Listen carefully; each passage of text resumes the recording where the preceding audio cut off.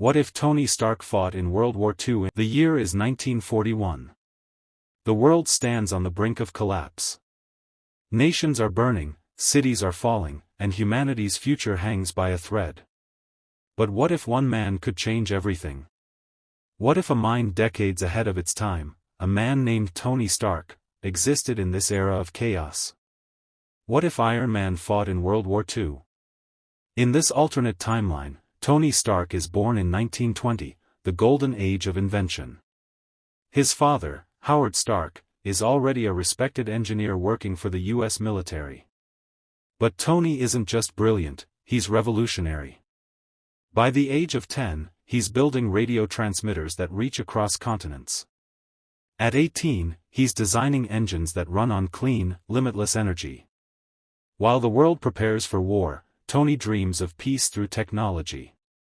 But as history proves, even the best inventions can become weapons in the wrong hands. When Hitler invades Poland in 1939, the Second World War begins. Governments around the globe scramble to create the next superweapon. Stark, just 19, is drafted by the US military to develop new war technology.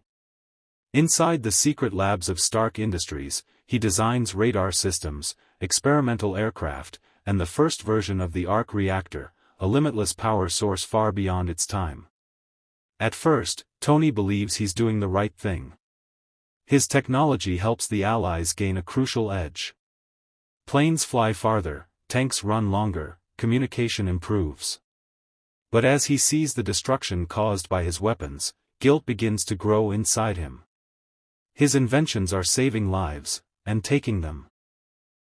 In 1943, the war reaches a breaking point.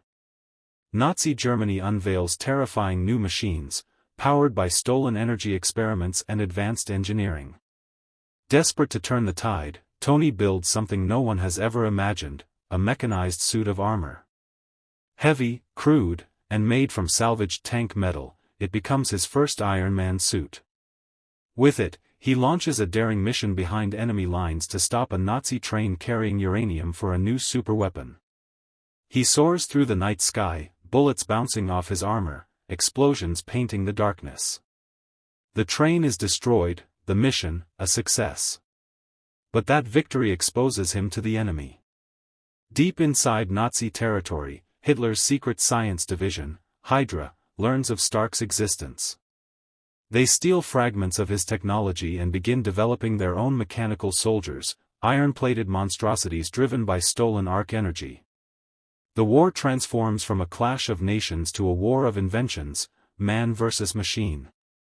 Stark realizes that his brilliance has become both humanity's salvation and its curse.